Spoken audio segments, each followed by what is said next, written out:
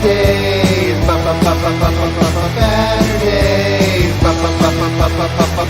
Baturdays. Omnidog in the Minister of Comics. Talk forever, get right your ergonomics.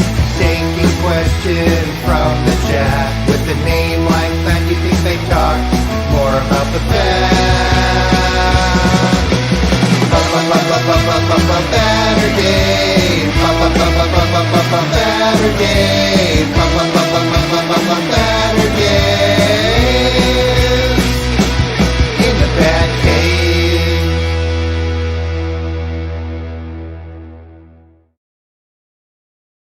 Heyo, welcome. It's Omnidog back from a month's vacation in Vermont, where I had zero internet connection worth jack diddly wah, so I could barely do anything. It was awful. Vermont was nice, but my internet connection sucked. So here I am back in the BatCave in front of all my friends who are here to join me in the chat. And where is the Minister of Comics? Putting his kids down to bed. He's putting his kids before the show. Yep. So it's going to be about 15 minutes before he joins. Thank you, Lloyd. And Lloyd is there to remind me that my sponsor is Organic Priced Books. If you use my code Omnidog, you get $2 off your order. You really want to save dosh. Use Omnidog Ship It Together for 5% off shipping 3 or more books together. Big savings from organicpricedbooks.com. And just the appearance of Lloyd is enough to make me remember. Hey, buddy, there's Razor. Oh, there's Mark Spector all the way from Sweden. Punctuation's important. I think you mean thank goodness, comma, I missed the BatCave, which is what I think you meant, and I appreciate it. Mr. Awesome's here. I am feeling better right now. Thank you, Lloyd. Here's Kenny, my buddy, my other buddy, Hayden, who just helped me figure out that I own the important new Harley Quinn books, 30 Years of the Maid of Mischief and the annual, and blah, blah, blah. I've got it all now. So awesome. Let's go back to the, there's a nice sentiment. Thank you, James. It's time to celebrate. Baturdays is back. Thank you, my friend. Not seeing Dinosaur Jr., so I'll be here. Okay, Cycle Cleveland. Is Best Dino Jr. freak scene? Yes or not? Just remember, mantra plus yantra equals tantra. Okay, Cycle Cleveland? Remember that. Rusty taught me that. Here's Warren Weaver. Hey, buddy. I think I already said hi to Mr. Awesome, but he asked a good question. Favorite monster cereal? Mrs. Omnidog and I will be doing a taste test of the 4 monster cereals. I saw Halloween Captain Crunch, but as always, Captain Crunch cuts up the roof of my mouth. They've even done a Family Guy segment on that, so I opted not to get it. But there also is a Hocus Pocus cereal out there, but I think my wife's limit's probably 4 cereals. So I found Fruit Brute and the others. So we will be doing a monster cereal taste test. She actually reminded me about it. She's so excited. Mine might be Frankenberry, but it's been a while. And I don't know the answer to this question, Mr. Awesome. Scooby-Doo and Batman should have a backup feature. Scrappy-Doo and Robin. Ugh, Scrappy-Doo. Scooby-Doo Apocalypse comic run was just the right length for an Omni. Well, of course, because I have all 6 volumes in trade paperback, so it's destined to get an Omni. Let's see. Here's William Lee. Hello. Good evening, y'all. Nice, nice. Let's see. Underrated Superman period. Well, I don't know where this came from, but I'll read it. Underrated Superman period that I like where Clark was working at WGBS alongside Lana. Lana was being courted by the alien Vartox Also, they had that cool, creepy Brainiac and Battlesuit Lex. I'm not going to argue with that. Mr. Awesome, full of opinions and questions. Most underrated Batman writer, run, or artist. Good point. And Joseph Peterson says, Michael Golden. I should show this again. Welcome back, you hunks. Thank you. Thank you. Good evening. Good evening. Here's Ande. Good evening from the UK. Did it look and feel like new? That's so weird you asked that, Oxmeat Pete, because I actually thought of Newhart. We weren't staying at a bed and breakfast. We were bed and breakfast. We rented a BRB for a week that was right in Woodstock, Vermont. Not a week, a month. We were, but I did think of Newhart, and I thought of how Newhart ended with his waking up next to Suzanne Plachette, and I thought to myself, I gotta go find that episode and see it again, because that was one of the most classic, if not the best finales. If this wasn't a Spooktober show, I'd do the whole show on TV finales that were great, but Newhart was one of them. No, I didn't. I just saw your name. The collector. I just ordered the Ghost Rider Marvel that went back in stock at Hasbro Pulse. Ghost Rider Marvel. Is that the HasLab you're talking about? The car? Are you talking about the car where they hinted at, I believe, the Goblin Queen as a possible Marvel legend? Is that what I'm thinking of? My Jet from William Shatner. My Jess, I can tell you had some sweet Vermont air recently. I'll tell you what I had. This is something that everybody deserves to have, and that's what's called a maple creamy. In Vermont, it is a soft serve ice cream that tastes like maple, and it may be the best thing I've ever eaten. I had about, I'm not exaggerating, we were at 30 days. I had 15 of them. And the only reason I didn't have more was because they were closed some days. Holy smoke. Maple creamies. You're killing me. Also, I wonder if Rick is in here. I met Rick Nelson, who is from, and I'll post all this on my Instagram because now I'm home. Rick Nelson is a fellow collector. He came down. We got donuts. He's from New Hampshire. He came down, met me. We had donuts. Then we had lunch. Then we went to Newberry Comics, which wasn't very interesting. It says Newberry Comics, and it's mostly manga and pops. But then we went to the cartoon. There's a cartoon school in White River Junction that was really cool that we got a tour of, Rick and I. And then we saw the Schultz Library, which is a huge collection of graphic novels. That's in White River Junction, Vermont. We had a great time there. That was super wonderful. Hey, Jess, what have you read? What are you going to review in the future? I didn't have that many good days in Vermont, Aku.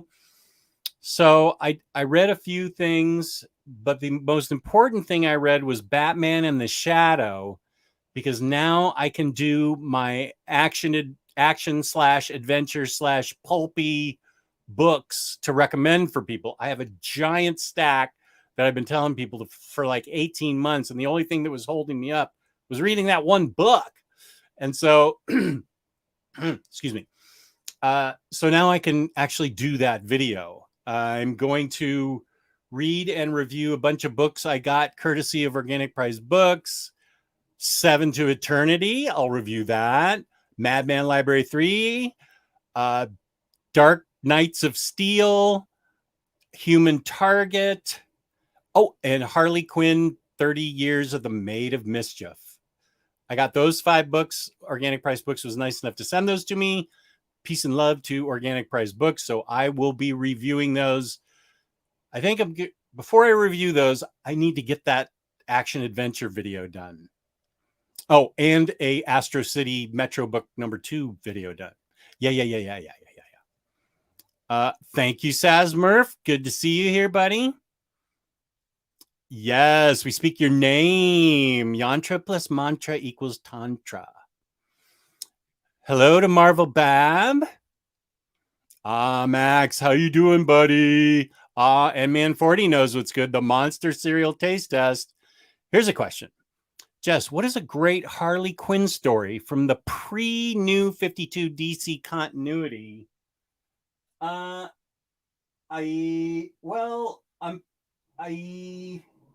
feel it's kind of cheating because everybody knows about it, but the Harley Quinn run by Carl Kessel with amazing art by Terry Dodson, I'm going to go with that. Although, yeah, I'm going to go with that.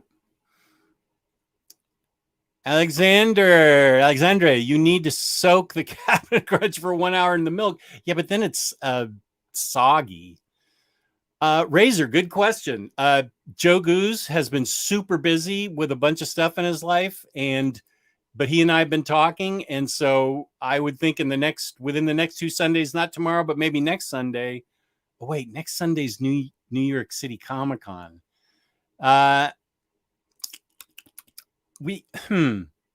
It's gonna get done. Joe's on board. He just had a ton of stuff in his life going on, and peace and love to Joe. I can't I can't get mad at him. He's Joe Goose. He's like the nicest guy in the world. So, but we will be doing that. Scrappy Doo is great. Okay, get out of this chat. Comic Z Master. Hey, Jess, are you going to get the McFarlane Crime Syndicates? Yes, I've got 3 of them so far. Owlman, Superwoman, and Ultraman. I don't know what the 4th is though. They've all got Starros that you could stick on the face.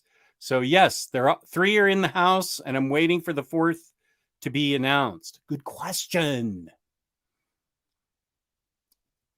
Hello, bruv, from Call Me Top Gun. Call Me Top Gun. Newhart is the best finale in my opinion as well. We should just stop right there. Newhart finale was meta back before everything was meta. That's actually true. Oh, just the newest figure, not the HasLab. I didn't see there's a new Ghost Rider figure. I didn't see that. Loving the shirt, Silk Life. Yes. I'll show you guys this. Not that t-shirt guy that always wants to see my shirt, but here's Silk. Cheers also had a great series finale. Also, Cheers 40th anniversary was a few days ago on September 30th. Johnny Blaze Ghost Rider. Okay, I didn't see that. Pardon my random stream of content. Hey, go for it. Say whatever you want, and I'll try and answer it. I have 15. Well, he said he's going to be here in 15 minutes, but if it's half an hour, I mean, kids are kids. Most underrated Superman writer was Jeff Loeb. Leb. He and McGinnis were gold. Kenny, my favorite Superman writer is Jeff Johns, Richard Donner for the Moving Comics, Robert Venditti. Well, you're naming all of them. Dan Jurgens, Jerry Ordway, Peter Tomasi, Gail Simone, Marv Waldman, and Mark Waid. I can't wait till that new Mark Waid Superman Batman gets collected. Hey, buddy, there's True Graphic Novel. I'm doing okay. Good to see you. I'm in a good mood because I'm here with my buds tonight. Does that Harley Anniversary book have the entire special or material from it? Because I'm seeing conflicting information online. You want me to get the book? Because it's in the other part of maybe when Taylor comes on. All I got was the Maid of Mischief book and then the annual. I don't know. I came to you for the information, Hayden. You tell me. What the hell's going on here? I think Stephen Bissett works at that art college in Vermont. I think that he might be a guest instructor because they have a lot of cool guest instructors at that school.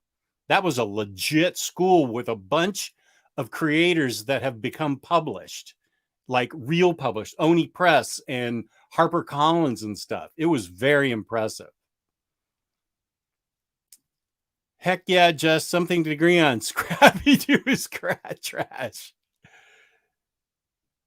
Oh, the 4th got announced. It's Powering. Cool. Okay, cool. Are you current on She-Hulk, Jess? It's becoming one of my... Hey, Woke NATO. I think I'm 2 behind. I am 2 behind. The last one I saw, not much happened, but it was good. Maybe I'm only 1 behind. But I feel like I'm 2 behind. It's fun. I really dig it. I remember that Saint Elsewhere finale. That was the now I didn't dig the MASH finale. Here's why. Alan Alda directed and wrote that latter half of MASH episodes, and they were all a big lecture. Up until wait, Frank Burns leaves. When Frank Burns leaves and Charles comes in, it becomes a big lecture, and there's nothing funny about it. Now, there's nothing funny about war, but the first 70 episodes or whatever were funny.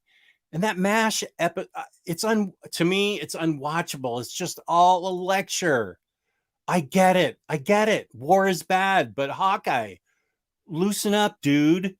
So sorry, there's my rant.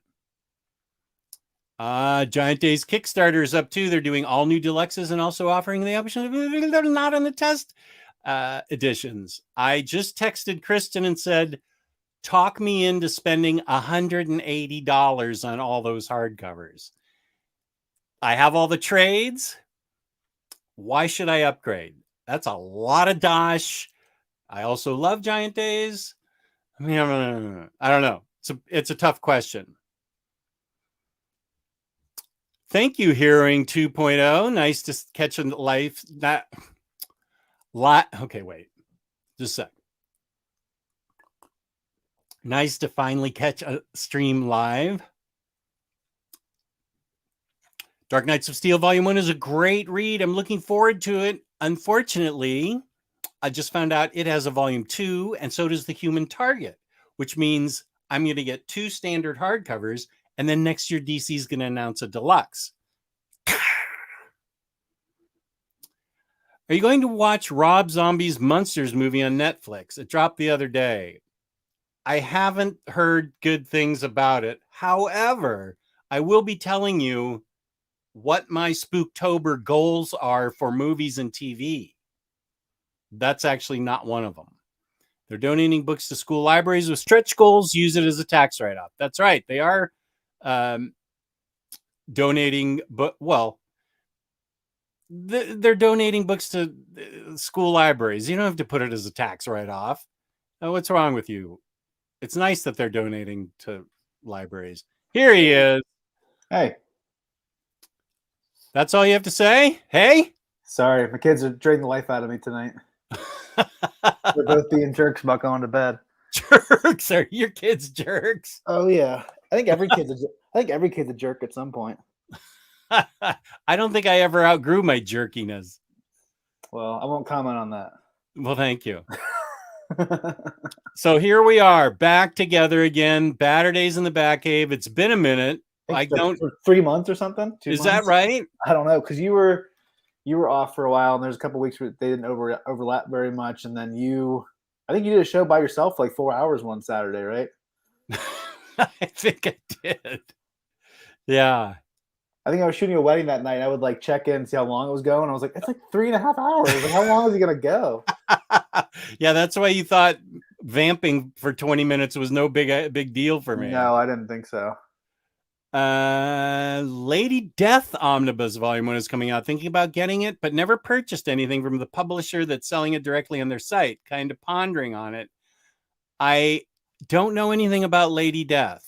She looks good, but I don't know anything about reading her. I've never heard of it. Kenny says, I'm really loving She-Hulk Attorney at Law so far on Disney Plus. I just got She-Hulk by John Byrne Epic Collection from IST, which I won on This is really good. I got this in today. Live. Whoop. I just got this in today, which is I love this book. I read it. That is the Soul Run. Yes, I read it on Hoopla and I decided to buy it. It was one of those times where I tried a book on Hoopla to see how it was. Then it was so good I had to pick it up. Nice. I really enjoyed it. I know some people don't like this run, but they're wrong. Some people just don't like anything. That's my second favorite She-Hulk run. My first favorite's Deadpool. I saw the next question is Dan Slott's.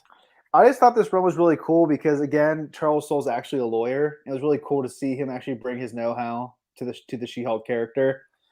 And I just thought Javier Rodriguez is also awesome. He's fantastic. I think his art looks a lot like what's his name? I can't remember his name. The guy who did Private Eye with Brian K. Vaughan. Why can't I remember his name? Julio Rodriguez. No, I have no idea. Oh, wait, no, this is Javier Pulido. Pretty much the same thing. They both have pretty similar art. I can't remember who the guy is who does Private Eye. Someone in the chat will probably correct me. If I knew where Private Eye actually got filed, it's sticking out somewhere weirdly. Where is that? You know how we both hate those kind of books.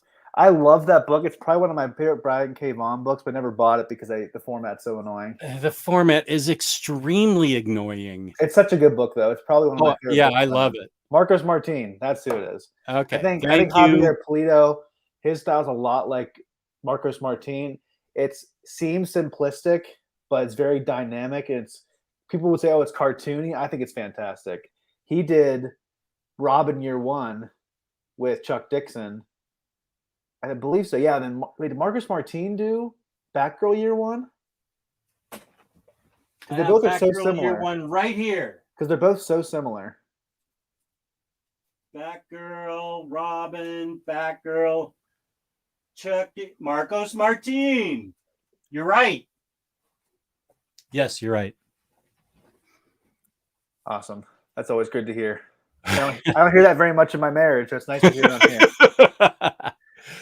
Here's a good question. What are your thoughts on the recent Deadpool 3 announcement? Was it spoiled for you? I don't want to say anything. No, I know Hugh Jackman's in it as Wolverine. I'm both excited and also a little bit trepidatious because I love Logan. It's one of my favorite superhero movies. And it was like the perfect send-off to Hugh Jackman. And so I'm hoping it's done in a way that's worth it. I think it's going to be great, and I can't wait. I'm excited for it, but I'm also like, man, that was such a good send-off, though. I'm just hoping it doesn't negate that.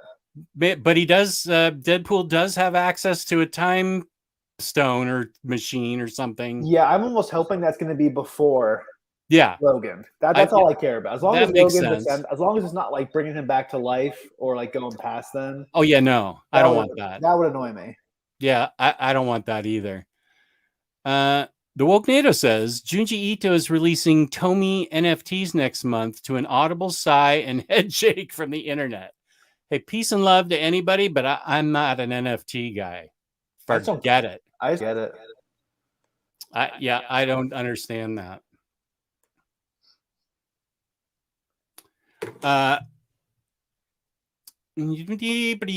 Martin did the art on Spider-Man. No One Else Dies arc. I think that was the name. Intense and sentimental. He did parts of Dan Slott's run too. They're saying Logan is set in 2027, so it still works. That was in their second video. Okay, I must not have seen the second one. I didn't see the second one either. I'm excited about it, though. I'm just glad that we're going to have a Deadpool movie coming up. I'm excited that Disney's sticking to the R-rated format. Yes. Yes. Wait.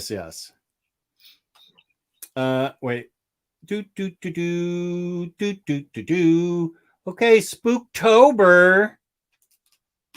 Are you excited for Spooktober? I am. I've already watched some movies. I kind of started a little bit early because I was so excited with some movies and some books. Good for you. I was texting Jess earlier that I realized there's a lot of classic horror movies that I haven't seen. Like I never saw any of the Scream movies, so I watched the first Scream last night, and I really enjoyed it. I thought it was a lot of fun. Have you ever seen that movie, Jess? I haven't. It has Nev Campbell in it, though? Yeah, and Drew Barrymore's in it. I love Nev Campbell. Cox. Yeah, it's a really good like meta commentary on horror movies. Like it's all about like how do you survive a horror movie. I heard the second one's like all about how to survive a sequel horror movie. I'll watch Scream. That's where it's on Amazon Prime.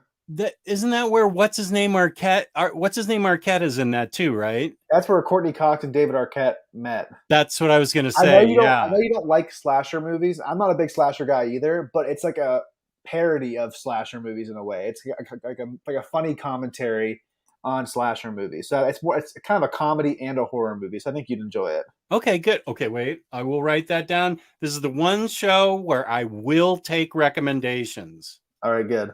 Scream 1. I'll just put Scream. First Scream is a classic. Rest not as good. Scream are fun movies. Scream is my favorite slasher franchise. So good. Why'd I have so much trouble reading that? I heard all the Scream movies are decently good besides the third one. That's the only thing I've heard, that the third one was kind of mad, but the rest are good. Who's tongue-in-cheek? I would say the Scream movies are tongue-in-cheek, if that's what you mean. It's very much like a parody. Like they even talk, like Wes Craven directed it, and they even reference like Freddy. There's a janitor is dressed like Freddy, things like that. I love how they have Henry Winkler as the school principal. I love Henry Winkler and everything that he's in. I love Henry Winkler in Arrested Development. I love him on Barry, and what's his name on something Zuckercorn, right?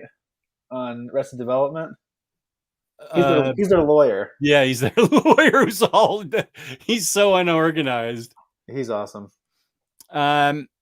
Well, the janitor is Wes Craven. Oh, was it Wes Craven? He was dressed like Freddy, so that makes sense. I've also never seen a Nightmare on Elm Street either. The only Nightmare on Elm Street one I watched was the one where the actual actors were in it. It was like Wes Craven's New Nightmare? Yeah. I enjoyed that one. That was the only one I ever watched. I'm surprised you enjoyed that, because it's almost like a commentary on the other ones, isn't it? Like, isn't it better if you've seen the other ones? I don't know. I understood enough about what was happening in the other ones. I mean, I know everything that happens in Halloween and Nightmare on Elm Street, and what's the other one with the hockey mask? Friday the 13th. Friday the 13th. Yeah, I understand pretty much what's going on in them. Yeah, Warren, I get it. I'm not a slasher movie fan at all. I prefer different kind of horror, but peace and love to anybody that likes slashers. Whatever. It's good. Oh, now this goes to something that I am going to talk about. The early reviews for the new Hellraiser hitting Hulu in a week are overwhelmingly positive. Pay attention to that, because we're coming back to it. I've never seen any of the Hellraiser movies, but this new one looks really good. Looks interesting. The first one was fantastic. By Clive Barker? Yeah. The second one I enjoyed, and then I ignored the rest. Okay. I heard the new one looks really good. I watched the trailer for it. Looks interesting. Well, I'm excited to use my Hulu subscription for something, and that would be it. Oh, you have to watch Prey. That's a good horror movie.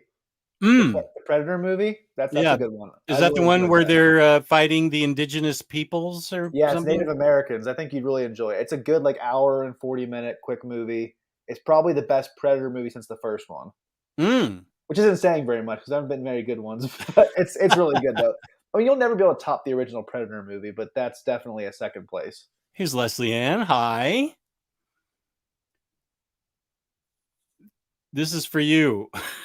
Oh, the Rice Krispie Treat cereal. That was my favorite cereal. Yeah. And they switched the formula 3 or 4 years ago, maybe longer, and it was horrible. And so Gerard is saying maybe they went back to the original because everyone probably hated it because it sucked. I love that Gerard remembered that about you. And Mr. Awesome, Bob Loblaw, is Scott Baio in Arrested Development. Who also was great. Right. So I think it's Barry Zuckercorn. Isn't that his name? Isn't that something like that? Do you want to hear an interesting fact about Scott Baio? Why not? He is one of the few people, along with Motley Crue, to get kicked out of the Playboy Mansion and told never to return. Obviously, this was back when there was a Playboy Mansion, because Scott Baio slept with every single Playmate of the Year in a calendar year. And Hugh Hefner didn't dig that and kicked him out. Hugh Hefner's like, that's my job, nobody else's. Yeah, who the hell are you, Scott Baio? Okay, actually, Spooktober goals. Let me go back to. We'll talk about this because Wokenado brought it up. That's one of my goals. We have our goals, and then we have what our suggestions are. We're going to suggest stuff to each other and take suggestions from you and listen to what your goals are for Spooktober. So my first Spooktober goal with movies is to watch that new Hellraiser. I saw the preview. It looked really good. I loved the first one, liked the second one, as I said before. But there's my first goal for Spooktober movies. Yeah, I think I already talked about my first goal, which is kind of go back to some of these classics I haven't watched, like Scream. I still haven't seen the original Halloween. I want to watch the newer ones with Jamie Lee Curtis that are serving as a direct sequel to that first one, and they're kind of like cutting out the rest of them as like not canonical. I haven't seen Nightmare on Elm Street. I'm not saying I'm going to go watch every single classic horror movie I haven't seen yet, but I'd like to just kind of go through some of those classic ones and see if I can knock them out. Yeah. I also want to watch Scream 2 because the first one was really good, and I heard the second one's even better in some ways, so I want to watch that too. My second movie goal, I have 3, is to see Dr. Sleep. That was one of the movies I was going to recommend to you because I've been telling you for how long has it been out? 3 years, maybe longer.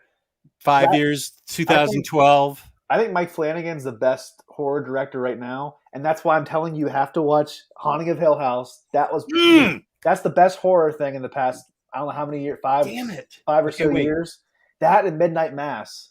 Both of his miniseries are so good. Haunting, yeah. I gotta see Haunting of Hill House. But doesn't something happen to cats or something in that movie? The what did you just say? What was the second one? Midnight Mass. Yeah, there's some cat death one or something in there. I don't remember. At least it's cats and not dogs. Well, dude.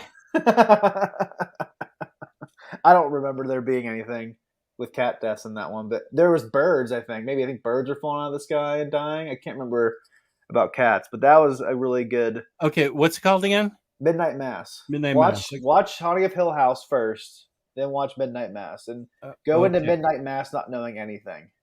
Oh, yeah, what was the movie that just came out I should not know anything about? Okay. I think is this a recommendation, or am I jumping ahead? Okay, no, wait. Okay, don't jump ahead. Okay.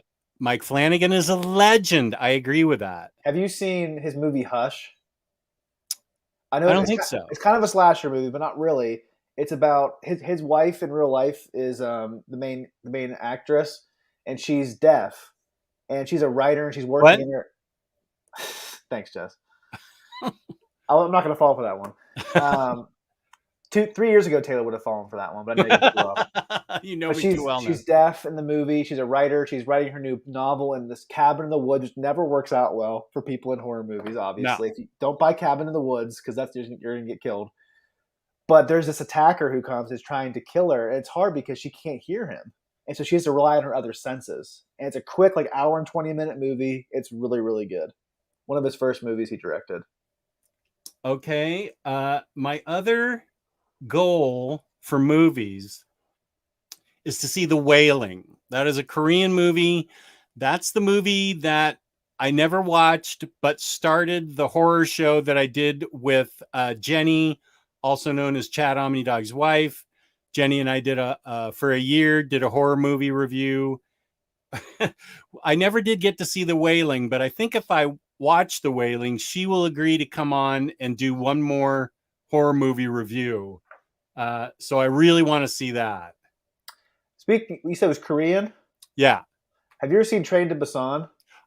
Yes. I really want to see that. I really want to see it. It's really good. I've heard it's the best zombie movie the past 10 or so years. It's just fantastic. Yeah. I'm kind of tired of the zombie genre because I think The Walking Dead really just maybe not care anymore because it was the same thing over. And over. I just got so tired of it. But I've heard Train to Busan's really good. This is A+ material. We loved that movie when we reviewed it. I heard the sequel sucked. I didn't see it. That's what I've heard. I can't speak to that. That's what I've heard. Oh, there's Mr. Body Massage. Hey. Haven't seen you in a while. Oh, here's a good movie. Hereditary is the best horror movie I've seen in a long time. That was a good movie. Yeah, I'm not going to spoil why I enjoyed it because I thought it was something else. And Jess, there's a certain type of horror movie I don't like, and that's kind of like where it goes to at the end. And I was like, that's Oh, Hereditary? Yeah, I liked it until the end, and I was like, I felt like that was a really odd ending. It was such a weird. I mean, it was disturbing. So it did its job. It just went in a direction that I didn't love personally in my taste, but I think it was a well done movie. Like there's just like the scene where I don't want to say anything, but I don't know. It's a disturbing movie. When there's someone going like this with something. Do you remember that? Yeah. That was one of the most like horrific images I've ever seen in a horror movie. That was just really disturbing. I just felt that ending in that I just felt off to me. I got it and it was okay with me, but it just felt sort of inserted for some weird reason. But yeah, the last 20 minutes were kind of made me not love it, but I did enjoy it. I enjoyed it. Up until then, I was really freaked out. I was really loving it. In the last 20 minutes, I wouldn't say they were bad. It just, like you said, it went in a direction I wasn't wanting it to go in. Yeah. But again, that's the director's vision. And that's what he wanted to do, and that's fine. Yeah. Now, as far well, I've talked about the movies for my Spooktober goals. What are your movies for your Spooktober goals? I think they're all the ones I was talking. Yeah, I think those are the ones. Nightmare on Elm Street ones. Yeah, the classic ones. What was one I just watched? Oh, one I wanted to recommend to you, Jess, is The Black Phone. Have you heard of that? Oh yeah, I've heard good things about it. It's by the guys who did Sinister and Doctor Strange, and it's based off of Joe Hill's short story. Sinister is so good. I have that as my recommendation. Did you know that Sinister is scientifically proven to be the scariest movie of all time? Scared the hell out of me. They did like some kind of like research into it, saying scientifically, I don't know what all the research that went into it was, but scientifically, it's basically the most scary movie ever made. What a great concept that was. Yeah, that was. I thought Ethan Hawke was so good in it. It was so good. He's the bad guy in The Black Phone. He's the grabber. He's a serial killer, and he grabs kids. I think he's one of my favorite actors of all time. I think he's very underrated. I think he can do anything. He can be a bad guy. He can be a guy that you love. I think he can do anything. And he was really, really good in this movie. I think you'd really enjoy it. Okay, good. I have Black Phone down. So you want to watch? Oh, okay. But the best horror movie I watched this year, a couple months ago, I saw Top Gun, and the movie cut out in the middle, and we had to wait there for 40 minutes for it to come back on. And so I got 3 rainy day passes for any movie I want in the future. And so I have 2 of them left, and so I decided to go see Barbarian in theaters this past week. That's the one you want me to go into knowing nothing, right? No, I didn't watch the trailers. I kept hearing reviewers say, "Don't even watch this review until you've seen the movie because you don't want to know anything." That was one of the most creepy and disturbing movies I've seen in a long time. And nobody in the chat spoil Barbarian for us, okay? Please don't spoil it for us. Don't even know who's in it. Don't even know who's in it. Okay, I don't want to know anything. Hi, Jess. Hi, other guy. Ooh. Ouch. Burn. Let's see. Hot take. The Shining is a great horror movie, but it's a god-awful movie version of The Shining. Okay? Stephen King hates it. Yeah. Bat Kid Voodoo, Omni, I think he's calling me Omni for short. Midnight Mass has hundreds of dead cats wash up on an island in the 2nd episode. Just fast forward. Brief plot device. Oh, I thought it was birds. I couldn't remember. Okay. Thank you. I'm okay with that then. And I do want to see it. So for books, my goals, I have a lot of suggestions. I only have one. I feel like I've read everything reasonably spooky. This is where I'm happy to take recommendations and suggestions because I feel like I've read everything spooky and I have recommendations coming up after this, but I feel like the only thing I have to read that I haven't read is Shadow Roads by Cullen Bunn. Wait. Okay. The world is thinnest at the crossroads, and it's not horror. But you'll see why I want to read it. The world is thinnest at the crossroads, a mystical plane that serves as a doorway throughout the universe. It is here that a band of adventurers through the Wild West gather, brought together by Calfu and Abigail Redmayne with a singular purpose: to fight back against the creatures that would endanger the sanctity of all creation. This sounds like a perfect Cullen Bunn book. He's always doing a bunch of horror. I'm sure there's other horror books that he's written that you haven't read yet. He's always coming out with more and more every Gosh, single year. I feel like especially just go on Hoopla and look up Cullen Bunn. I'm sure there'll be a lot of horror stuff you haven't read by him yet. I feel like it's possible. I feel like he's one of my favorite writers to read creepy stuff by. And then we had a really fun interview with him a couple years ago. So I'm open to more, but that's the only one I think I have in my collection that I haven't read yet. I have a recommendation for you that I'm pretty sure you've probably gotten in order, and it's one of my books of the year that I just read last week, and that is Locke Key, The Golden Age. Oh. Did you get this? I did not. Jess, it has a crossover with Sandman. Oh, what? This was one of the best books I read this year. It was awesome. It's basically set in the early 1900s and this viewing the the Key house and the Locke family back then. Oh, yeah. And how they used the keys to fight evil and to do daily tasks, and how they even fought in World War I, and it crosses over with Sandman. How'd they get a crossover with Sandman? He asked Neil Gaiman, and Neil Gaiman said yes, because they're friends. Oh, wow. When your dad's Stephen King, you can get a lot done. Yeah, I guess so. But this is definitely one of my top 5 books of the year. Did you order it? I didn't even know about it. You have to get it. It's a really thick book too. Okay, good, because the other Locke and Key books were like really expensive and thin, and I didn't dig them. The ones that came after the main series. Oh no, this is made up of those. And so get this and sell those. No, I don't have any. No, I don't have Golden Age. I have some other thin titles that I'm unhappy with. Because it has some of those in here, but it also has 2 books in here that you don't have. Okay. But I would definitely get it. It's because that's the only place you can get the Sandman crossover. Okay. Take the other ones. Take the other ones, The Second and Charles or something. Because this is so much better. I would definitely highly recommend for you to read this in Spooktober.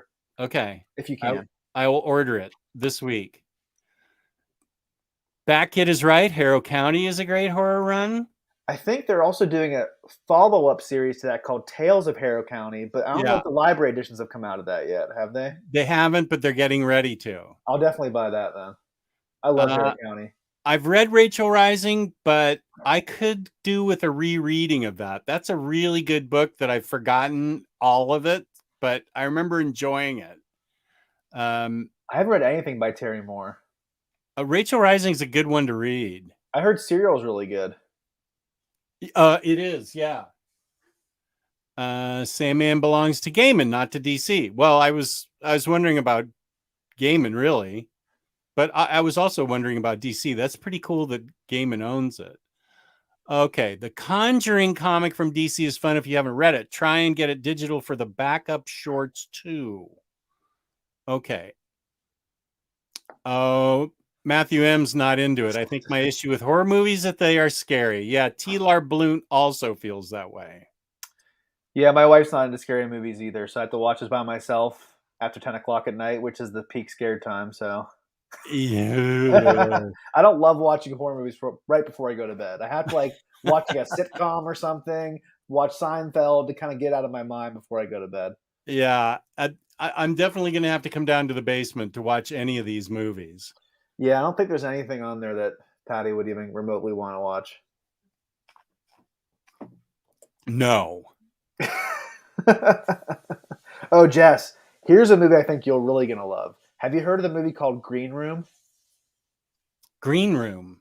It's about a punk rock band. I know you like punk rock. Yeah. I think it's back in I don't know if it's modern day or in the 90s, where they go to this venue that's filled with white supremacists, and they get trapped and they have to fight their way out and to survive. And Patrick Stewart's the main white supremacist.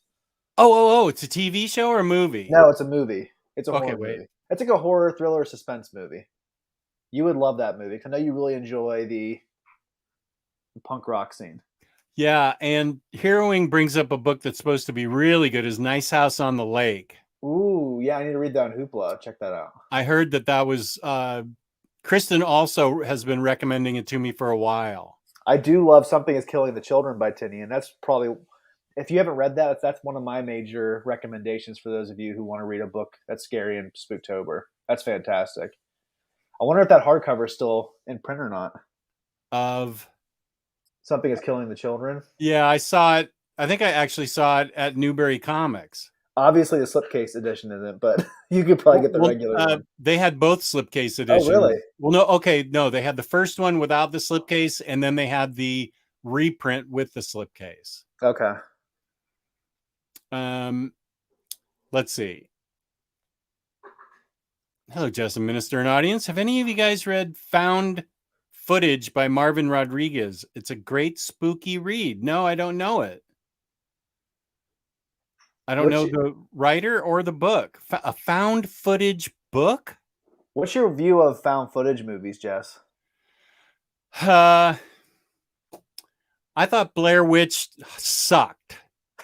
I never saw it because that came out like when I was 10 years old. And it just never even came close to being able to see it. I never was really that interested. What? I didn't dig it. I was just like, I should have gone to see The Spy Who Shagged Me instead.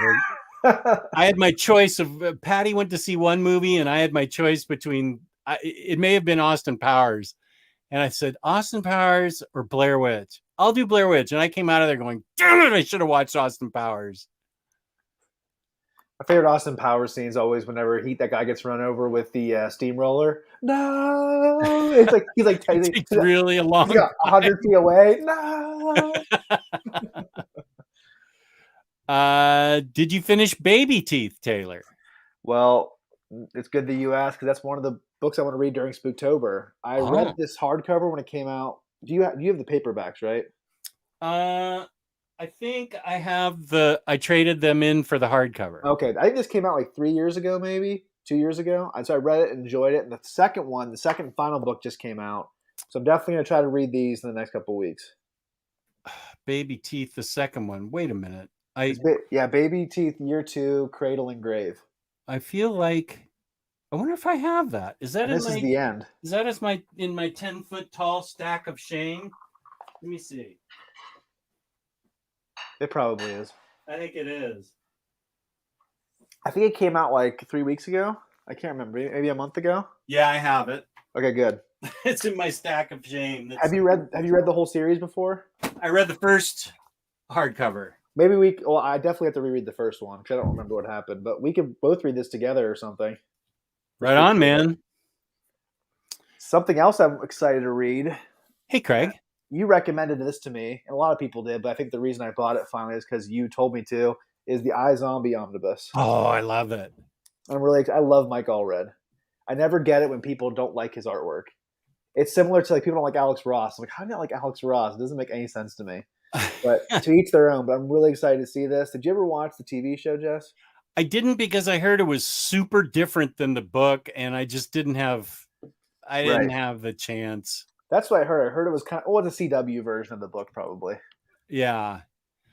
Let's see. What else? Maybe I'll finally read the Marvel Horror Lives Again omnibus this year. I have that book too. I got it because it has Satana in it, but I haven't decided if I'm going to keep it. Do you think I would like the Ice Cream Man books? Yeah, they're super creepy. I should buy that hardcover too. You should. Yeah, they're very creepy and unsettling. It's hard for a comic book, to be disturbing and unsettling, I think, as much as a movie is. Ice Cream Man did it for me. Yeah, there's some books I want to reread this Spooktober too that I really love, like Joe Hill's Cape. You ever read this? I did a while ago. It's a lot of fun. It's about a guy who he had this cape that had like magical powers when he was a kid, and he fell out of a tree and broke his like collarbone. He had head trauma, and ever since then he's had headaches. And he hasn't been the same person, and he thinks his mom threw away his magic cape, but he finds as an adult, and let's just say he hasn't used it for good things. That's a really good book, and Jeff, I know you love these books. I want to read them again. It's Basket Full of Heads and Plunge. Oh yeah, those were great. I especially love Basket Full of Heads. They're both great, but this is probably my favorite of the two. It's so funny. It's kind of like a gritty crime story too. Mm-hmm. And Plunge is definitely like the Plunge is like one of my favorite horror movies. The Thing, John Carpenter's The Thing. Yeah, it's a good I comparison. I love that movie so much. I've never seen the original one, The Thing. I forget who directed that one, but Oh, okay. I think The Thing. I think that was the one that had Steve McQueen in it. I'm not sure. I've never seen the original The Thing. I'm not sure. Or maybe that was The Blob. Ooh, another classic movie I have to watch is The Invasion of the Body Snatchers. Oh yeah, that's great. The original? No, the Donald Sutherland one. Oh, okay. That's still good. But speaking of body horror movies, I think the one movie that's creeped me out and disturbed me the most when I saw it, I was like 13 years old, was The Fly. Oh yeah. Brindlefly. Dude, that ending is like seared into my brain. I watched it on YouTube recently to see if it held up. It definitely holds up. It's disgusting. Are you a David Cronenberg fan? Oh yeah. I haven't seen a couple of his recent ones, but I've loved everything that I've seen by him. I need to see Scanners. Have you seen that? Oh yeah, that's great. I saw the opening head explosion, which is pretty awesome. And then Videodrome. Have you ever seen that? Videodrome is also great. Okay, I have to watch that. What else is there that I haven't seen? There's also Existence about video games. With Jude Law. Is that good? Yeah, I really like that one. I've seen more of his crime movies. Like I saw History of Violence, which I loved. I saw Eastern Promises, which I really loved. And I saw The Fly. I need to see both those first two that you mentioned. There's another horror movie he did, right? I'm trying to think. He did one with Jeremy Irons when he has like twins or something. Oh yeah, Dead Ringers. Dead Ringers. Right. Super disturbing. I have to watch. I have to have a Cronenberg marathon, I think. Yeah, Jeremy Irons is peak creep in that movie. But dude, can you think of like, wouldn't you say that The End of the Fly is one of like the top 5 most disturbing scenes of any movie? Yeah. It's gross. It's gross for sure. Oh, this is a good movie that Dreamscape. That was an early Dennis Quaid movie, right? That was a really good movie. I saw that like back in late 80s or something. Is that right, Oxmeat Pete? That's with Dennis Quaid? That was really good. A great 80s Dennis Quaid movie is Inner Space. I love that movie. Oh, yeah. You know what I've never seen? I've never seen Gremlins. I saw it once and that was enough. I heard Gremlins 2 was even better than Gremlins 1 because it was so weird. Malignant. That sounds familiar to me. That's the James Wan movie. It's on HBO Max. I've been thinking about watching it. I've definitely seen it. I just can't remember. I know we reviewed it. Wait, let's see. Yeah, Kate Capshaw was in Dreamscape. Yeah, that movie was awesome.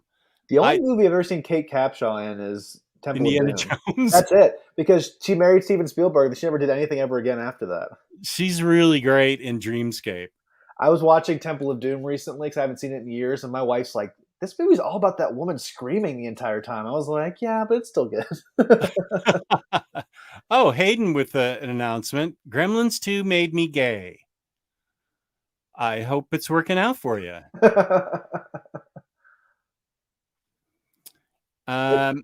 Let's see. Good to know. I have 4 suggestions for scary movies for you and for the audience. The first one is I don't know if it's a horror movie as much as it is a thriller horror movie, but for some reason I watched it on my laptop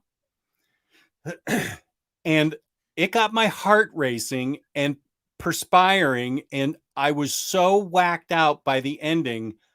I sat there shaking for 2 hours. It was so tense and so terrifying and so well done. Did I ever say the movie? Don't Breathe. Oh, that's a great one with what's the actor's name? I can't remember his name. Stephen Lang. Yeah, I know. I can picture him. He was in Avatar and Crime Story. Yeah, Stephen Lang. Stephen Lang, good. You've seen it?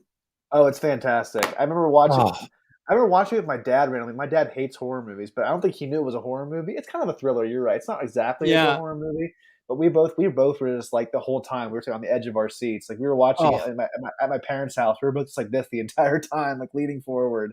Such a I good was movie. not the same after that movie for 2 hours. I mean, my heart was still racing and I was still shaking from that movie. It was so good. I think a reason why I really enjoyed that type of movie, and similar to the other recommendation I gave you years ago that you watched on your horror show, is The Invitation. It's not. There's a new movie this year called The Invitation. This is the one from 2015. That's one of the most disturbing movies I've ever seen because it could actually happen. It's the same with Don't Breathe. All this stuff could happen. There's nothing supernatural in either movie. And just seeing man's inhumanity and man and what we're capable of, it's just truly disturbing. I 100% agree, and the terror and the tension build in that movie really, really well as the protagonist figures out what's going on. And then the ending is shockingly disturbing because you're exactly right. It shows that it actually could happen. For The Invitation? The Invitation, Yeah, because the first like hour is just tension building. There's nothing like, I don't want to say exciting because the whole movie's good and exciting, but it's just the conversations and just slowly ratchets up that tension. When's this going to happen? It's almost unbearable at a point until it actually finally explodes. Yeah, because you keep getting these little revelations that the protagonist discovers, starts figuring it out, and can't do anything about it. It's so freaky. Yeah, both those movies I think are very similar because they could actually happen and they're all like an expert class in how you build tension in a movie. The Invitation and Don't Breathe. Don't Breathe. Well, what Stephen Lang is guilty of in that movie, I found to be one of the ickiest things I could ever perceive. But I totally agree that I see those kids doing stuff like that in that desolate part of Detroit or wherever they were. Here's a question for you, Jess. Do you think horror movies are as enjoyable the second time around or the third time around you watch them? Or do you think it's more like a one shot for you? You watch it once, you'll never watch it again? You know, I don't go back to horror movies the way that I go back to like Anchorman and Step Brothers and stuff. I haven't even gone back to Sixth Sense because I kind of, as great as I thought Sixth Sense was, I'm like, well, I kind of already know what happens. And even though the acting was fantastic, am I really going to go back to it? So that's a good question. I don't know. I know there are people like Riley. October 1st, he will watch like every Halloween, then follow it up with every Elm Street, then follow it up with every Friday the 13th, whatever. And just do, and he's done that for years. He just keeps watching the same movies, but I don't know. I don't know that revisiting horror movies would do it for me. I was listening to, do you know who Eli Roth is? He directed Hostel and Cabin Fever. He has like a horror podcast. He was talking to Quentin Tarantino about his favorite horror movies. It was a great conversation because I love Quentin Tarantino and they're both friends. And he was saying a lot of times people will go back to old horror movies that scared them and they'll say, oh, it didn't hold up. It wasn't that good because you've already seen it and you've already experienced that terror. But the second time around, you can experience the artistry of it. You can see how it was built. You can kind of see all the tracks they laid to get to that surprise twist ending. And it's almost like a different experience. It's not as scary, but you're able to appreciate the mechanics of it much more. And so I think that's probably why people don't enjoy horror movies as much the second time around because you already know what's going to happen. Wokenado agrees. Horror movies are scares the first time through and discovery on the second. Quick thing about Eli Roth. When Howard Stern was making his movie Private Parts, Eli Roth was the night watchman on his Howard Stern's because Howard Stern did the Private Parts movie while he was still doing his radio show. So he would sleep in his what do you call it? The things the actors have on set. The trailer, yeah. Eli Roth was his guard sitting there at night writing the script for Saw. And he was just and Howard goes, that kid who is sitting in front of my trailer all night wrote Saw? So I thought that was great. He wrote Cabin Fever. Who did? Eli Roth. I think James Wan wrote Saw. Are you sure? I thought he wrote Saw and Hostel. He wrote Cabin Fever and directed that in Hostel. Let me look. Because I know James Wan directed the first Saw movie. Oh, okay. I thought, okay, maybe Eli Roth wrote Hostel. I was mistaken then. Yeah, James Wan wrote Saw. But yeah, Cabin Fever and Hostel is what Eli Roth Okay, wrote. Hostel. It's the same story, just a different movie. Okay. Every time I think of Eli Roth, I just think of the Bear Jew from Inglourious Bastards. Yeah. I love that. I love his role in that movie. Yeah, Inglourious Bastards was great. I will speak up for Zombieland. That was a great movie. That was the first one I saw with Emma Stone. Zombieland, and well, I won't spoil it because a famous actor makes a cameo in it, but it's Zombieland is really great. It's probably the best cameo of all time. I Top five. Totally did not expect it.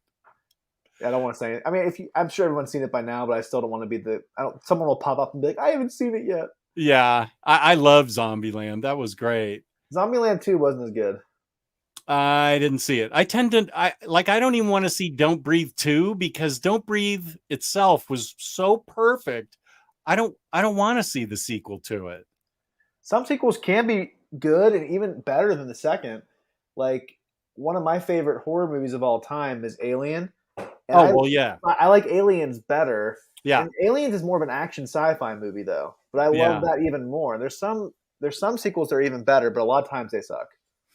Yeah, and Don't Breathe just made such an impact on me that I don't, and I love that actress. I taped Jane's fabulous playlist or whatever it is where she can listen to other people's music. I can't even remember, but I love that actress so much that I want that I just don't want to see any sequel to Don't Breathe. But I agree. Some sequels are great. Yeah. Another movie I forgot that I wanted to recommend to you is The Invisible Man, the most recent version of it with Elizabeth Moss. Oh, is that good? It was so good. Good. Okay. That was a movie actually Kate even watched with me and she really enjoyed. And she usually Kate watched that? Yeah, she usually hates horror movies, but that was the one she actually enjoyed. Okay.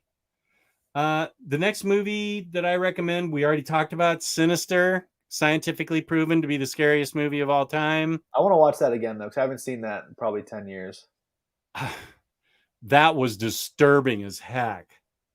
If you like Sinister, you like The Black Phone. It's not as scary, but I feel like The Black Phone really has the characters that you love. The young kids are fantastic. Ethan Hawke is really fantastic as the main bad guy, and I think you'll really enjoy it. Okay. The next one is with okay, what's his name?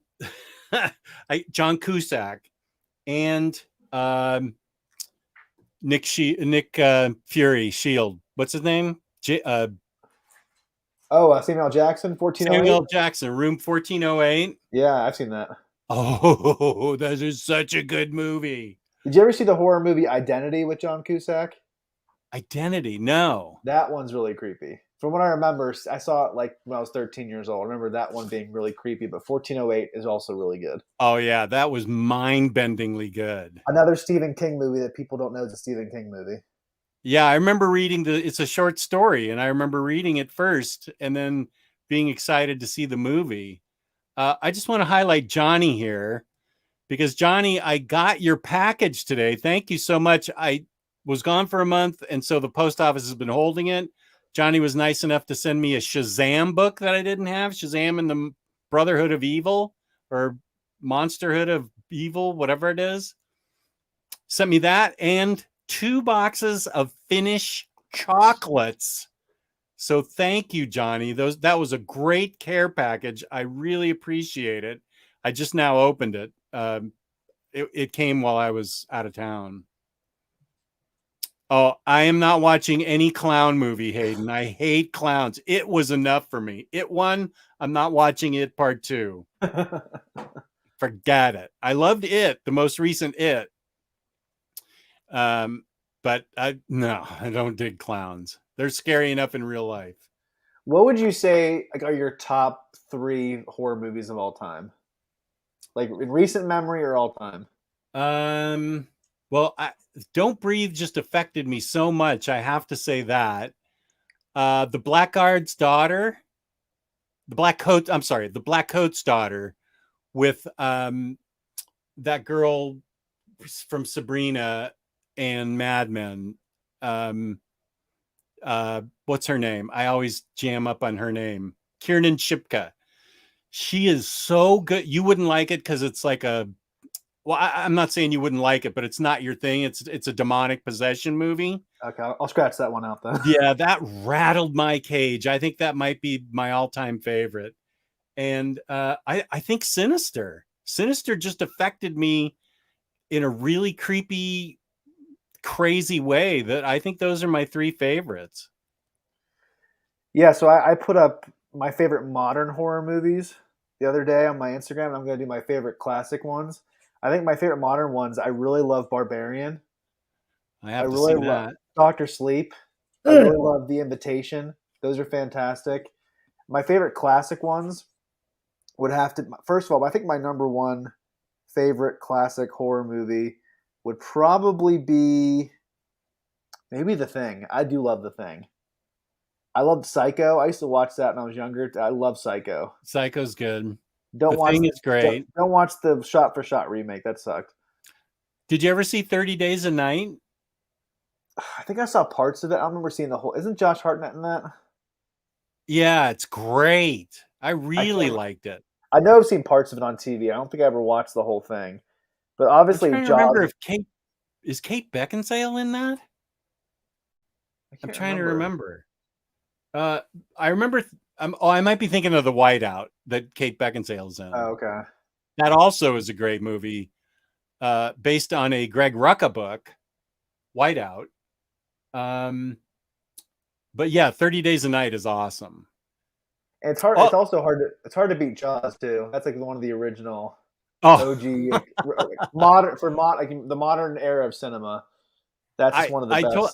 I don't know if I told you this. I told it on the air before, but I think I was 17 when that movie came out and we saw it in a drive-in. My brother and I were in the front and our two dates were in the back. My brother was single at the time and I was 17. So of course I didn't have a girlfriend. When that guy's head floats and you see it, yeah. I jumped so hard. I hit my head on the car ceiling, the car top. That's probably the number one scare I've ever had in a movie. I mean, that is the first like blockbuster movie of all time. Like, I think you're right. It was a phenomenon, and I think that's just like the first movie that kicked open the door for the modern era of cinema. Yeah, here's a good recommendation: The Hunger. I really like The Hunger. David Bowie's in it. He's great. I never heard of it. I've seen most of Tony Scott's movies too. I feel like that was in the 80s.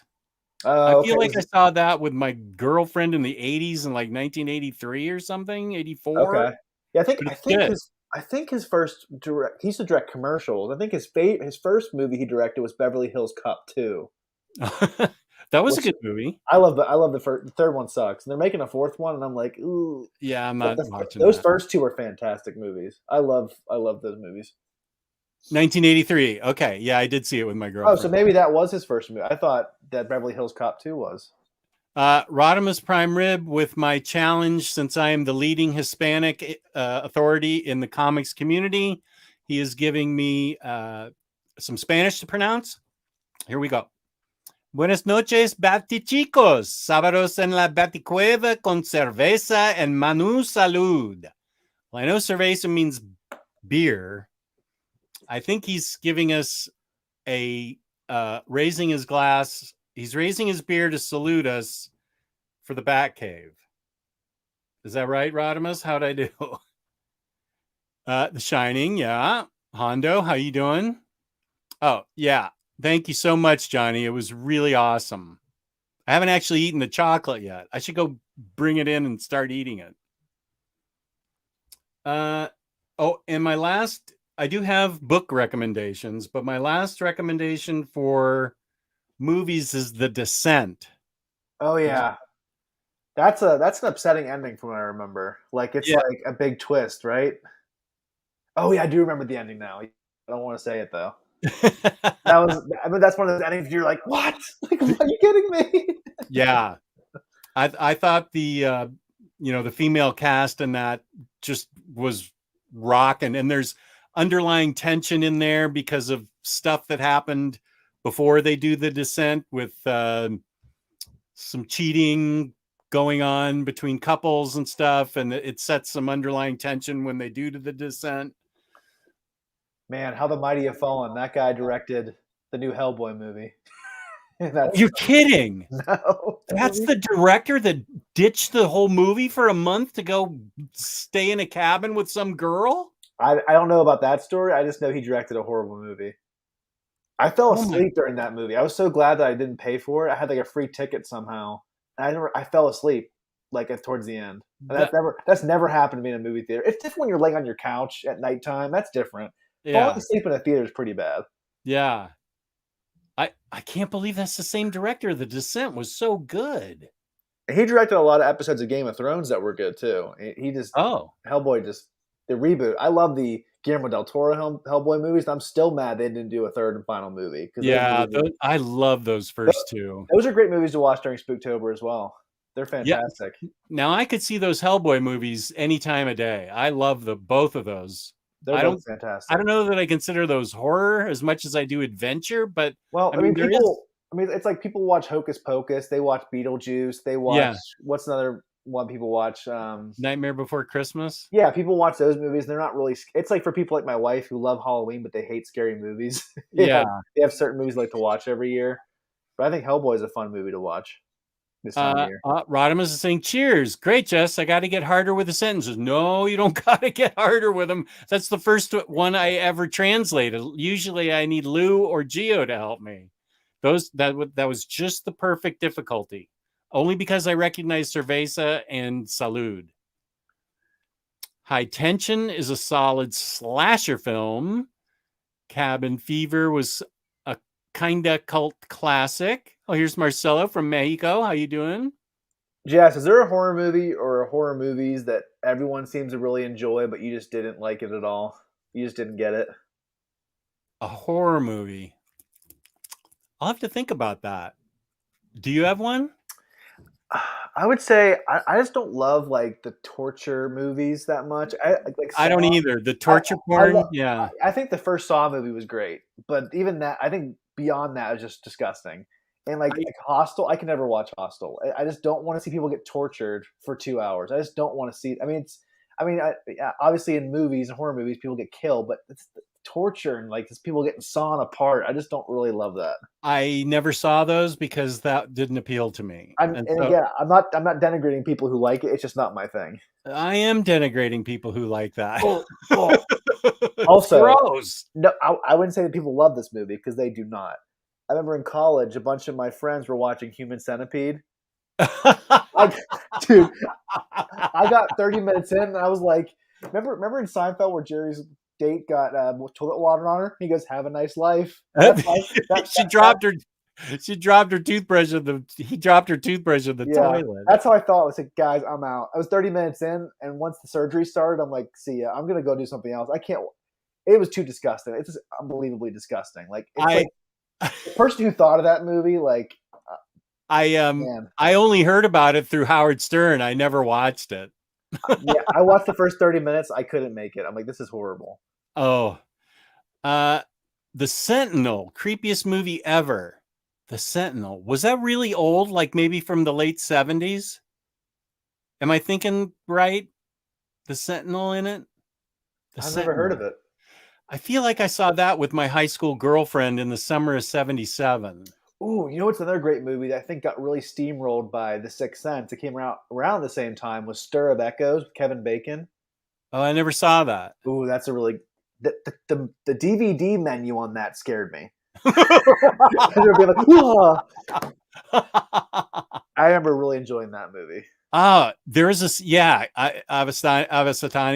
The Sentinel had one of the biggest jump scares. Both my girlfriend and I jumped in our seats in this one. I don't know how good of a movie it was. I mean, that was 45 years ago. But there was a jump scare in that movie that freaked us both out. What's your view of jump scares in a horror movie? Do you have to have jump scares, or is that not like a prerequisite for you? I don't have to, but I enjoy them. Yeah, I'm not somebody who was like, "Oh, that movie was," at all. I feel like some movies are just creepy and disturbing and get under your skin, and that's almost what I appreciate more. It's really easy to do a jump scare. It's hard to do what I just talked about. Yeah. Have a movie be truly disturbing. Yeah. I enjoyed Signs. Until now that you look at the aliens now and you're like, oh, that's what I was scared of. The water. Yeah. And so let's see. I don't have any. Wait, did I say I don't? Oh no. Okay, I want to read Shadow Road by Cullen Bunn, and I have some recommendations that you've probably already read. I know you've read Walk Through Hell because we talked about it. Yeah, I had the hardcover. Yeah, Walk Through Hell, fantastically creepy, scary, good book for October. Highly recommend it. This book's not scary, but it deals with, this is Once and Future, and this is just the first book because there's more coming out, but it deals with raising the spirit of King Arthur and a bunch of crazy monsters with the funniest monster fighters in the book. This is by Kieran Gillen with great art by Dan Mora. I loved this book because they're trying to raise King Arthur, and King Arthur wants to wipe out all of the non-Anglos in England, or maybe even the world, but I think it might be England.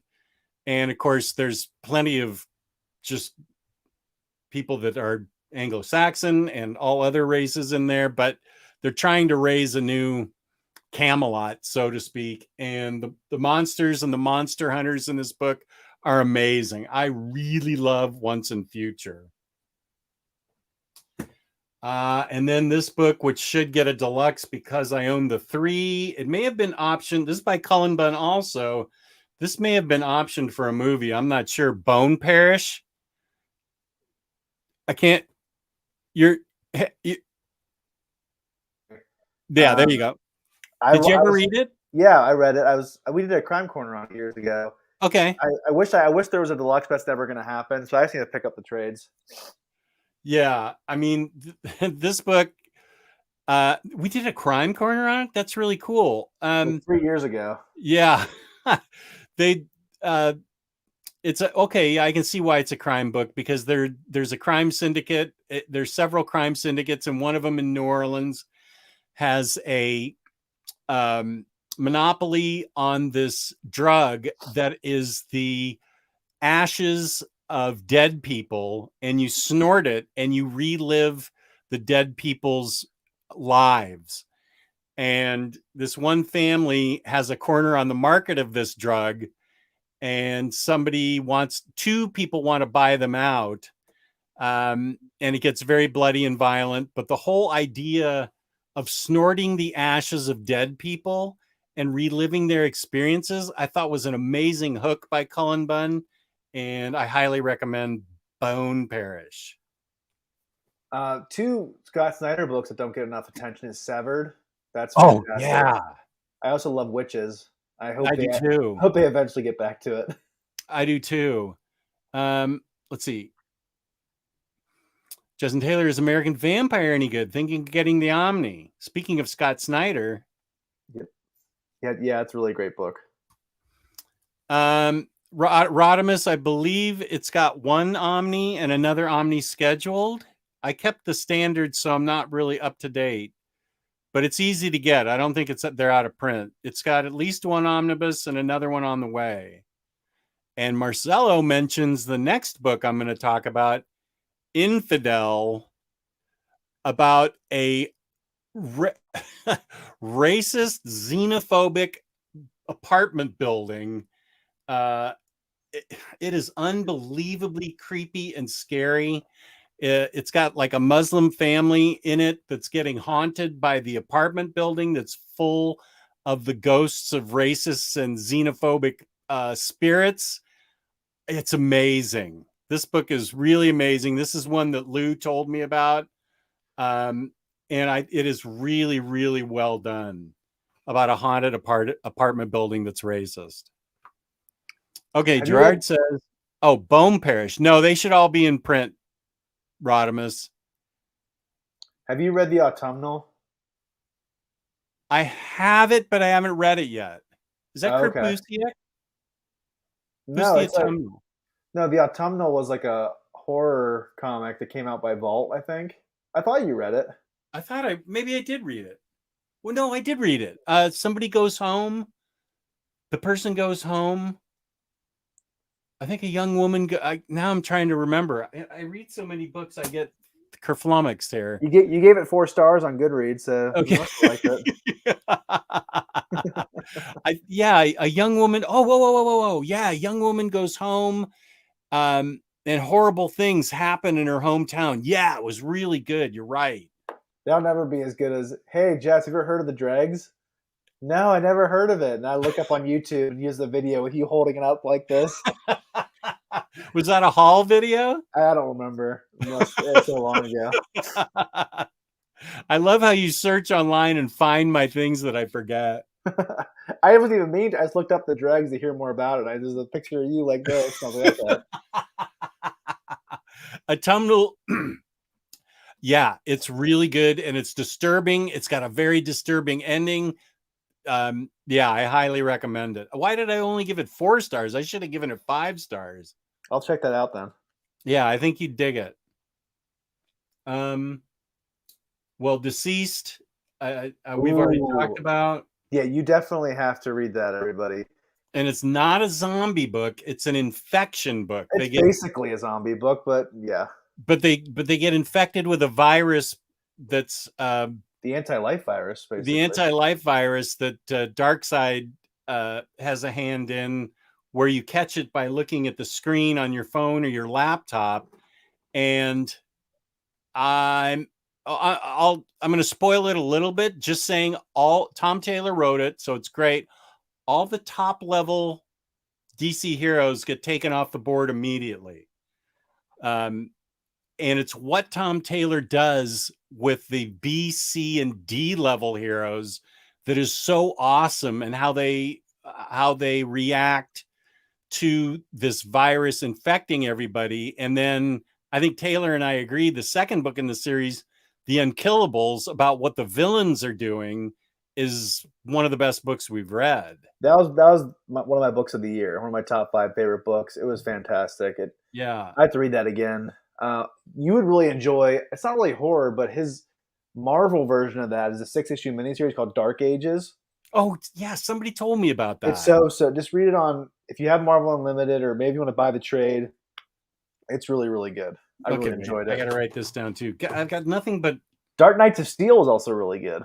I just got that. I read it on Hoopla and it was fantastic. I'm holding out for a deluxe or an omnibus in the future. Oh well, there's going to be a part 2 standard cover, and then they're going to come out with a deluxe. Well, I'm stuck with the 2 standards. But didn't you get that from Organic Price Books though? I did. So at least you were able to get it for. Well, yeah, they were nice enough to send it to me, but right. So at least you don't have to feel bad that you. Same with Human Target by Tom King. I thought they were done, and it turns out there's going to be another, standard hardcover. Let's see, just a sec. I have to do my pain pump thing. So blah blah blah blah blah blah blah blah blah. What else is good? That he didn't like the DCeased paper quality. He wanted the glossy paper. I'm someone who doesn't really mind the matte paper. I just don't really care that much. Yeah, I'm not. I see what you mean, but I don't. It's perfectly fine for you to feel that way. I just don't really care that much. I think I'm the same. Yeah, you're smart, Raphael. It's definitely. I mean, Tom Taylor's definitely going to get it. Yeah, Raphael's right. No, the standard hardcover is standard hardcover size. The editions might be magazine size, but I got the standard hardcover. I'm definitely holding out for that because I'll definitely get deluxe. It's a part 1 and 2, so I didn't want to do that. and I did not know that when I asked for those books. But Again, right. you're getting them, courtesy of Organic Price Books, so I wouldn't feel too bad about it. Right. Organic Price Books, where my code is Omnidog to save $2 off. Lloyd Wong, are you still in the chat? I didn't even need you to give me the heads up. You really save big with 5% off shipping 3 or more books together with Omnidog or shipping together. That's where the big savings are. So, I think that's it for my recommendations and my goals. I don't know. Am I really going to venture into a movie theater to see Barbarian? I mean, I think you could probably wait. You don't have to watch it in October. You can wait until it comes out. But I just definitely want you to have it on your radar for when it does come out. But it could be spoiled for me by then. Yeah, but it's not like it's a Marvel movie where people are going to be posting about it all the time. You're never on social media, so I don't see how it would be that big of a problem. Well, that's true. I wouldn't worry about it too much. If it was like the newest Marvel movie, I'd worry about it. Or Star Wars. Yeah, Daniel, you're right. Everything's 12 issues. I just didn't even think. But, OPB was nice to send it to me, so I'm okay. I'll review it and be a good sport about it. Yeah, I think Supergirl was like 8 issues, I think. Or 10, I don't know, but I hope that gets a deluxe because I loved it. And I think his new book with what's his name? With Gotham Noir, with Slam Bradley's going to be 6 issues. But yeah, he mostly does the 12-issue format. Yeah. Another book that we loved last year that Jess probably will never read again because it was too disturbing. Oh. Did you hear Eddie Gein done? If you haven't read that yet, that's a perfect October book. That's for sure. Breakfast of Champions. It's very. I think it's a hybrid of the two. It's like a Western action adventure horror book. It's a great blend of everything. That's one of my favorite books. I shelled out for the giant library size things because I like it so much. It's like horror action adventure, and it's really worth getting. I think it's pretty obvious that I am a big fan of Cullen Bunn. I pretty much like just about everything he's written, and that's one of the best. But Daniel K says it's more action adventure. Like The Empty Man. Oh, I want to see that movie. Didn't you not like that book? Didn't you not like that book, though? I didn't like the book, but I heard the movie was good. I haven't seen it now. I remember that was the one time Cullen Bunn disappointed you. I think, yeah. That one, I felt left me a little confused. I think it was more of one of those books like Jack the Repairman. They're like, what was that? I don't understand what I just read. Or what was the other one? The Little Bird? You were like, I don't understand. Jack the Repairman, I did not understand, and Little Bird went way over my head, and it got so many good reviews that I kept it thinking maybe I better give it another chance. Right. But I still haven't given it another chance. It may end up at Second and Charles. Daniel K, yes, we just talked about Taylor just talked about both of them. Oh no, he talked about Basket Full of Heads. And check this out if you haven't read it. This is awesome. Yeah, Plunge was great, and I liked Low Low Woods a lot too. Jess's book of the year was Daphne Byrne. Shut up! It was not. How dare you? Don't put that out there. We both are super into that artwork. Daphne Burns. Yeah, we love what's his name.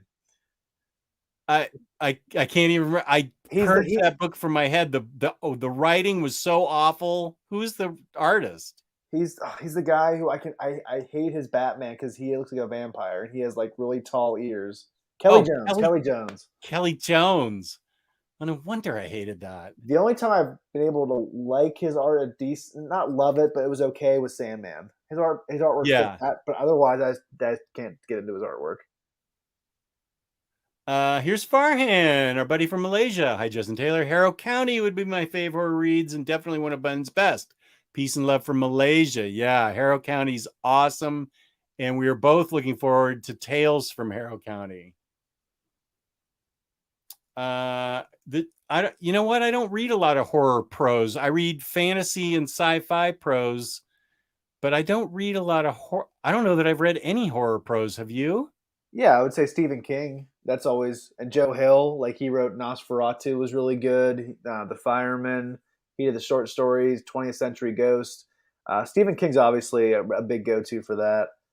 I'm trying to read some horror books this year. I mean, this month.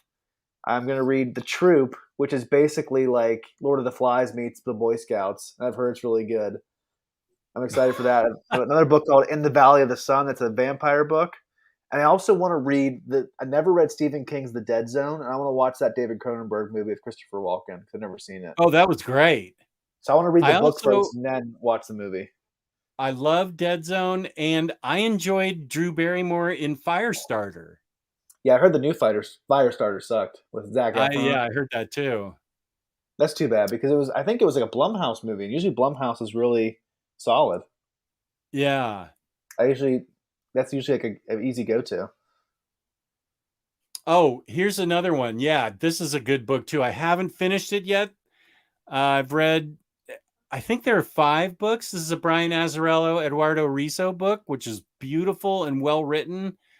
I've read the first 3.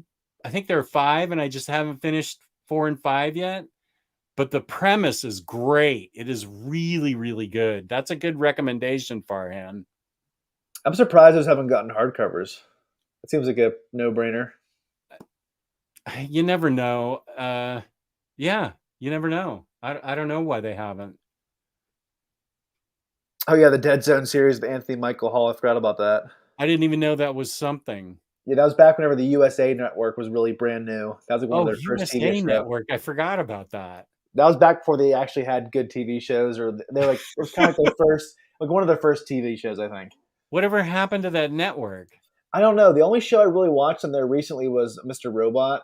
That was on USA, but that was basically all I've watched recently. Because I mean, I know you like Psych, don't you? That was on USA. I don't think I ever saw it. I'm confusing you with somebody else then. But yeah, they had like Psych and Burn Notice, like those popular. I saw Burn Notice. We love Burn Notice. Ed Monk on there too. That was really popular for a while. Oh yeah. I don't know if it's still on networks. I don't watch it really, so I have no idea. That was Burn Notice was a show Kelly and I watched together. Bruce Campbell. Yeah, I have Redneck, but I haven't read it. But Baby Teeth, I haven't finished. Redneck was another book I read a couple on Hoopla. I was hoping for a hardcover set, but we never gotten any hardcovers. So at this point, we're probably not going to get them because there's like 6 paperbacks or something. That's not a good sign. If a series has that many trades and no hardcover, you're probably not going to get it. Rodimus agrees with me. Burn Notice was really good. Speaking of Bruce Campbell, you weren't a big Evil Dead fan, right? I watched the first 2 ages ago. Those were in the 80s, I think, weren't they? Mm-hmm. Yeah. I mean, I watched them, but I didn't worship them. Right. Like a lot of people do. Peace and love, good for you, but I just didn't. The second one was good. The first one's a little rough because it's pretty low budget, and they weren't really actors yet. But the second one was a lot better. Yep, which isn't severed. Oh, The Wake. I don't think there's a person on earth that didn't get burned by The Wake's ending, which was the worst ending in comics. I remember I found it at Half Price Books, and then I sold it back to Half Price Books. It was like half price. I read it in floppies. I was getting it from Third Eye Comics, and when I got to the ending, I went up to Steve. He's the owner, and I was like, "Dude, what the hell happened? What is this?" And he said, "Yeah, that's a book that just did not live up to expectations. It did not do it." I mean, the first half was in particular the best. When they skipped ahead to the future, it was still good, but the last issue, especially the last 6 pages, were just garbage. Yeah, it was just straight it was nonsensical. I felt like it was so good. I was excited to keep reading it. And then the ending was just, what is this? What happened? I don't understand. Even though I liked the second half that was set in the future, like in a dystopian future, I wanted it to be the first half. Because the first half was like The Abyss. Remember that movie by James Cameron? That's what it reminded me of. I really loved it. It was like, okay, let's get ahead. This is good. but now it sucks. It wasn't good at all. Oh, I thought of another movie for you, by the way, Jess. I wanted to recommend another movie that Kate actually watched with me and really enjoyed. She's actually watched a couple with me. Have you heard of the movie Ready or Not? Ready or Not? No. It's this girl who marries into this wealthy family, and it turns out every several years they have a hunt. Oh, I have heard of this. Keep going. It's really, really good. I don't want to say much else, but basically she's being hunted down by her in-laws. Yeah. It's such a good movie. Like I wouldn't say it's like horrific, but it's just tense and it's fun and it's really gory. And I remember Kate even enjoyed it. Wow. Okay. Yeah, I do remember hearing about that. I would highly recommend that movie too. Okay. Let me see if it's on anything. It's not on anything though. This I can see. It says, I hate when it says this. It says Hulu premium subscription. I don't know what they want you to be also subscribed to on Hulu because they have other like sub subscriptions on Hulu. Oh, they do? Yeah, like if you want to be subscribed to like Stars and Showtime through Hulu, you can do that. But I'm not sure. But I'm sure you can find it somewhere for a couple dollars to watch it. Oh, yeah. Farhan's right. Philadelphia is coming out. I read the first few issues of this, and it is really good. I didn't love that book. I don't know why. You didn't like it? I just felt like it was really ponderous, and I was kind of confused. I don't know. I just remember maybe I'll check it out again. But I just remember not loving it. Okay, so we have two different views on this book. The right one and then Taylor's. I know most people love this book, so again, maybe I read it. You ever had or you read something in a bad mood, or yeah, you just and then you totally. read it again, I actually like that. The Astonishing Wolf, the Astonishing Wolf Man. Wait, so you read that and liked it, and then you read it again and hated it? No, I read it in a bad mood and hated it, and then I read it in a good mood and hated it and root beered it. Okay. That sucks to read a book that you hate twice. Yes. Namwolf. Albatross, that's Eric Powell's imprint. Did you hear that he's going to be an imprint under Dark Horse again? So basically, I wonder if they'll bring back the Goon Library editions. That is a good question. I already invested in those omnibuses, so I'm not going to buy them. Not going to do it. Come on. Well, yeah, Stan Sakai went back to Dark Horse too. Oh, I didn't hear that. Interesting. I think it came out kind of within the same time period. They both said, we're going back. Okay. Which surprises me about Stan Sakai. I guess IDW just didn't give him I don't know. How do you get Usagi and not treat it right? How do you not treat him right? That's a big book. I've never read it, so I can't really speak much to it. But I know he's really popular.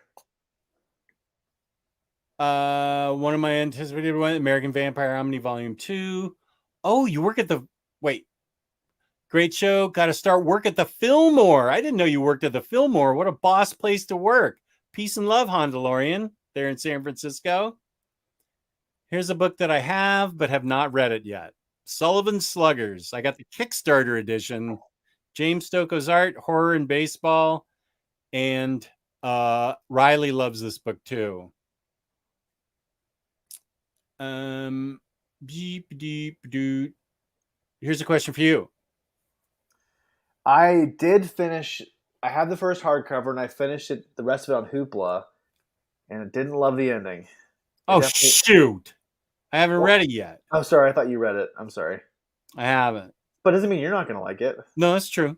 I feel like Jeff Lemire has let me down a lot recently. I mean, I also didn't like the passageway. I actually hated it, and you liked it. So maybe you'll like this. Well, I loved May's book, and I loved the past 4 books by Jeff Lemire. And I think I'm going to have to go ahead and review it without Kristen because she can't get the Snow Angels books.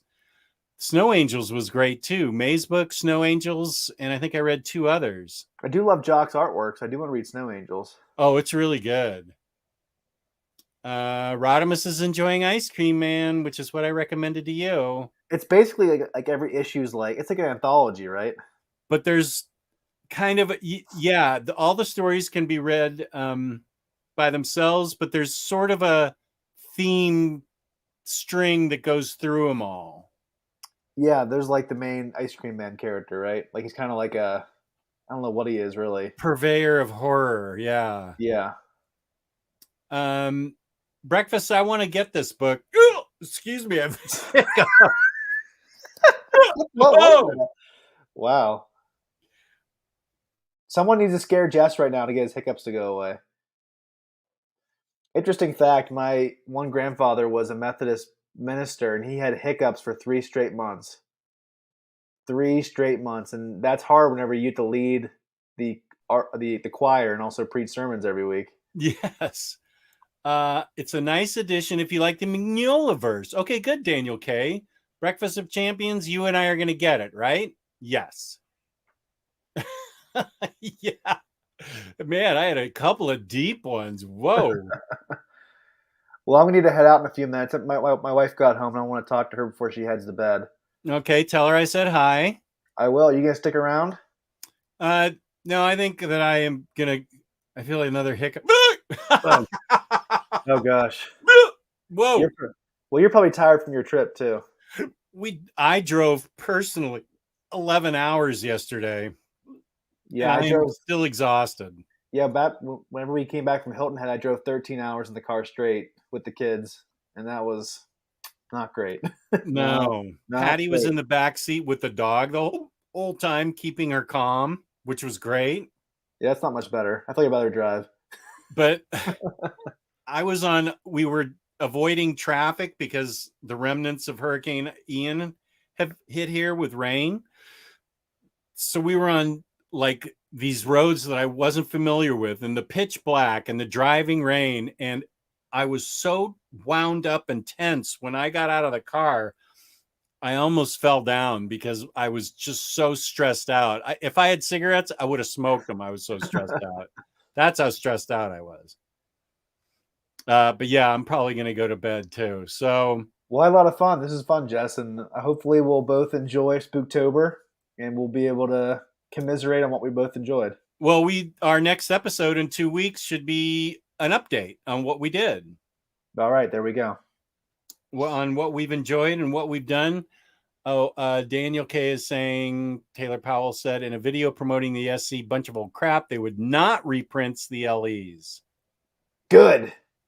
So you're set with the Omnis. I'm just joking. I want them for you, but I don't want them for you because I don't want to feel bad about myself. So whatever. That's fair. Yeah. So, Minister, where can they find you on the internet? They can find me at Minister of Comics on Instagram, where I post my hauls, reviews, and I'll be doing a lot of Spooktober stuff in October. So follow me there if you haven't already. Oh, and Daniel K with a good book. I loved Revival. Oh, yeah, that's also a good one. Yeah, good one. Thank you, YP. Thank you for tuning in. You can find me on this channel, Omnidog's Vault, and I'm going to post a bunch of stuff on Instagram. No, really, I am. About my trip in Vermont. And about my hiccups. I'm sure that's interesting to everybody. And please go to Organic Price Books. Use my code Omnidog. Oh, wait, where is it? There's my code. $2 off. Omnidog, 5% off shipping for 3 or more books together. And here is our song to play us out. We love you all. Thank you so much for tuning in. Peace and love. Happy Spooktober. Thank you to all of you who tuned in. Thank you to the Minister of Comics. Thank you to Organic Price Books. Thank you, thank you, thank you, thank you, thank you. And we will see you in 2 weeks with an update on Spooktober. Better days. Better days.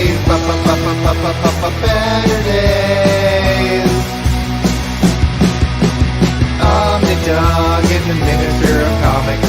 Talk forever, get right your ergonomics. Taking questions from the chat. With a name like that, you think they talk more about the facts. Better days.